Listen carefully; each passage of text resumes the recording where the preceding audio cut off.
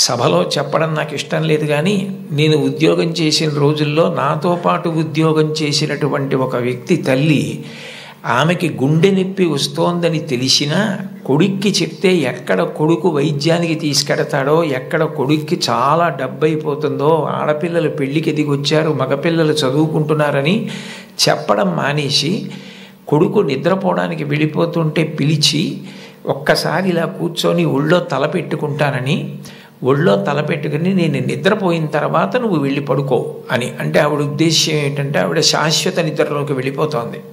ఆ కొడుకు ఒళ్ళో తల పెట్టుకుని పడుకుంటే కొంతసేపటికి తల్లి కదలటం లేదని వాడు కదిపి చూస్తే తల్లి శరీరత్యాగం చేసేసింది.